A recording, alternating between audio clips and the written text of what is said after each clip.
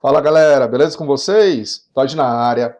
Seguinte, dando continuidade à parte de histologia animal, né, para o curso de medicina veterinária voltada para o ensino superior. Mas lembrando que essa aula ela também serve para o ensino médio, pode ter certeza disto. E se você é de outro curso que não medicina veterinária, você também vai ser beneficiado por essa aula. Essa aula está muito bacana. É um assunto que eu gosto. Pergunta pro Todd, é o seu canal que está começando agora.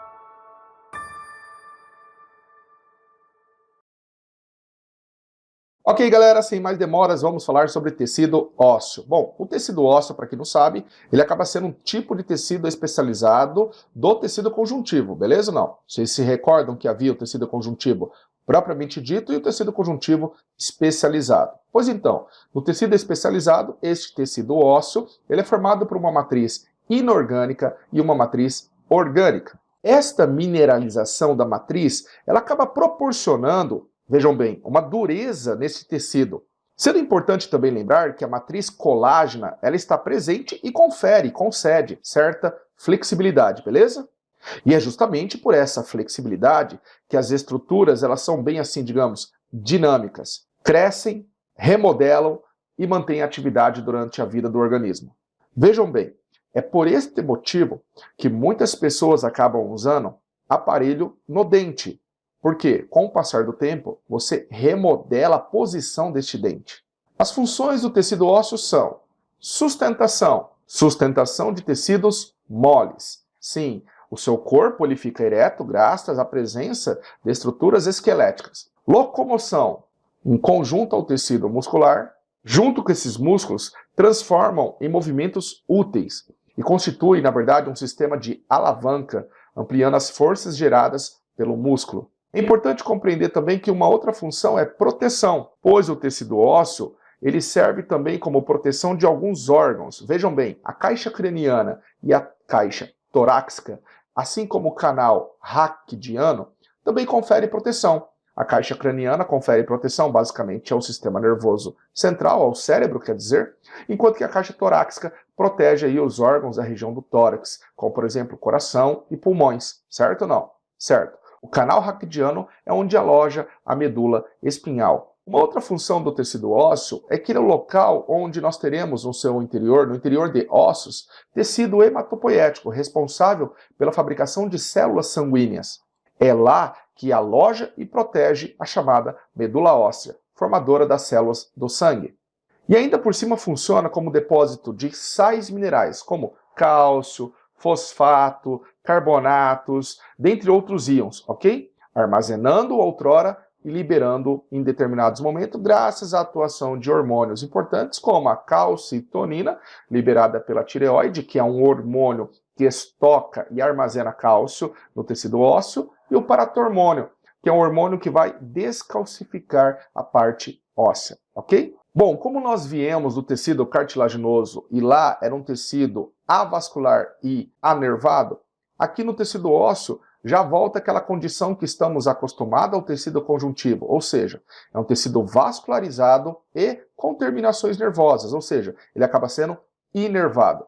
As principais células que compõem o tecido ósseo são osteoblastos, osteócitos e osteoclastos. Os osteoblastos são células jovens, pessoal, com muita atividade, intensa atividade metabólica e ainda por cima responsável pela produção da parte orgânica dos ossos, composto, para quem não sabe, basicamente de colágeno do tipo 1, glicoproteínas e proteoglicanas, tudo bem? Essas células concentram nesse tecido fosfato de cálcio, participando então daí da mineralização da matriz.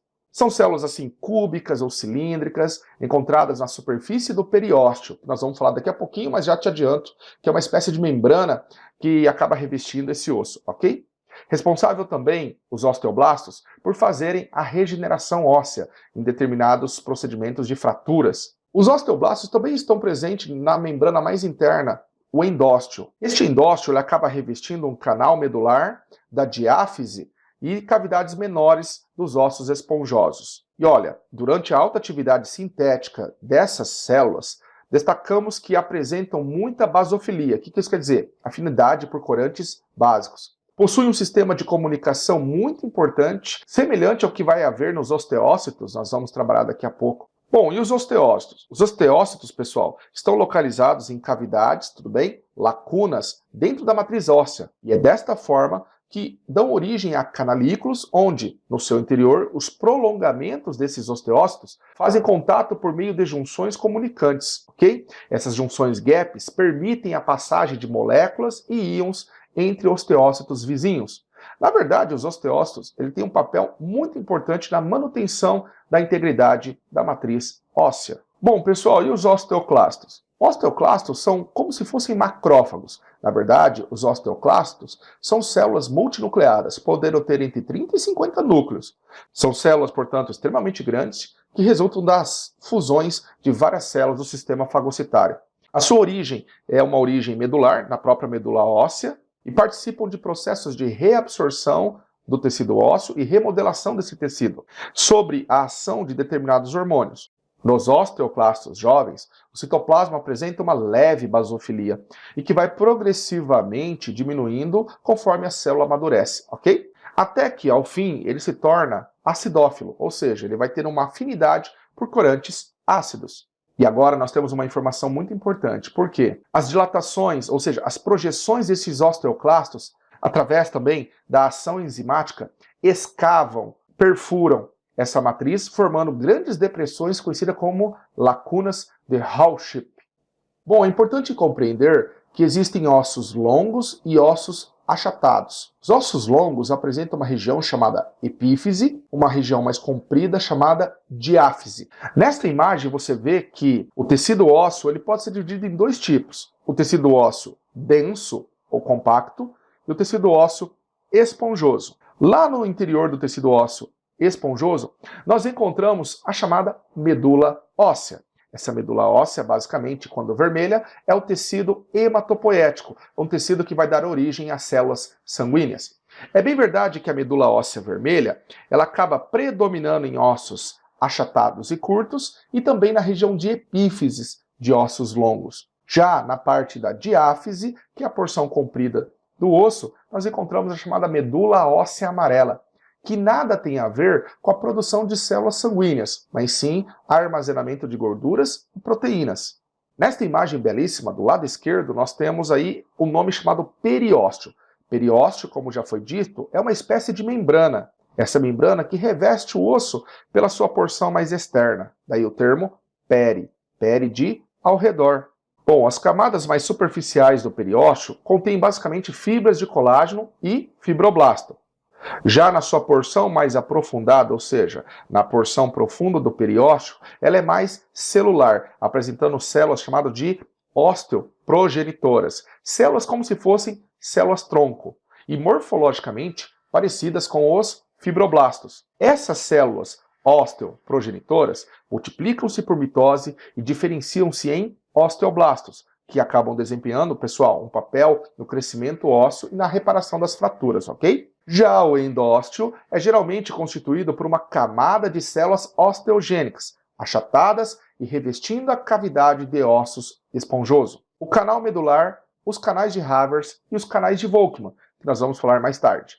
As principais funções do endósteo e do periósteo são nutrição do tecido ósseo e fornecimento, pessoal, de novos osteoblastos para promover o crescimento e a recuperação desse osso. Bom, partindo do pressuposto que o osso, o tecido ósseo, ele é inervado e vascularizado, existe aí o chamado sistema de Havers, que são canais, ou seja, na forma de tubos bem estreitos dentro de ossos, por onde passam vasos e nervos. São formados aí por lamelas concêntricas de fibras colágenas, que foram formadas evidentemente por células conhecidas por osteócitos, e são encontrados na região mais compacta do osso, da diáfise. O que é a diáfise, pessoal? É a parte comprida do osso. formado basicamente aí por 4 a 20 lamelas ósseas concêntricas. E um destaque, quanto mais o canal ele é jovem, mais largo ele é. Entre os canais de Havers, mais ou menos perpendicularmente, comunicando entre um canal e outro,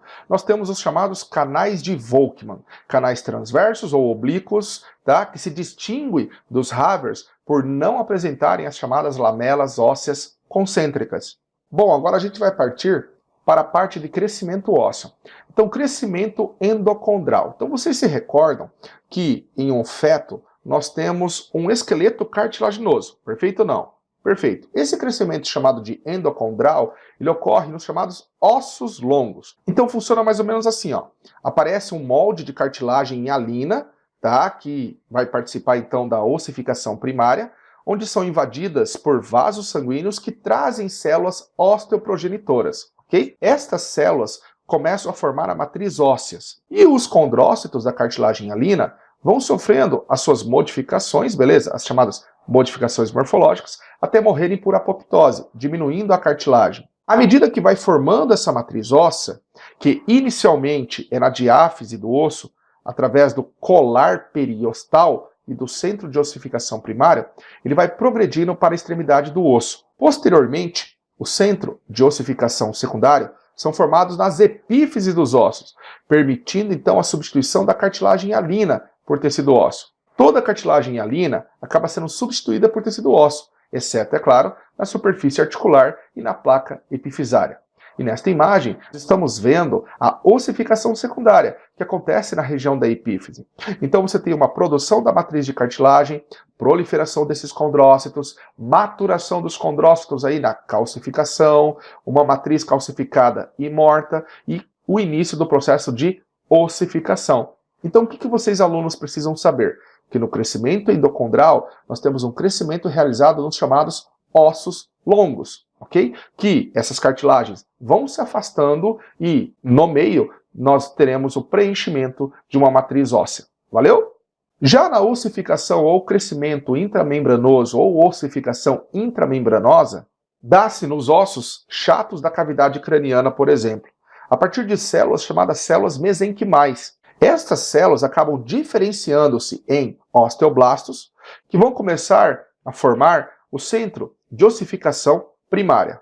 Esta região vai formar trabéculas nos ossos, com os osteócitos no seu interior e os osteoblastos na periferia. Então, nesta imagem, resumidamente, nós temos assim, ó, células mesenquimais diferenciam-se em osteoblastos, que sintetizam a parte mineral e acabam englobando os osteoblastos, formando os osteócitos. Ok, galera? Muito obrigado por assistir essa aula. Se você não deixou o seu like, deixa o seu like, é muito importante. Eu tenho certeza que essa aula está te beneficiando ou vai beneficiar outras pessoas. E quanto mais likes nós tivermos, mais o YouTube vai compreender que esse vídeo é relevante. Se inscreva também no meu canal, é muito importante. Um grande beijo, um grande abraço para vocês e até a nossa próxima aula. Tchau, galera!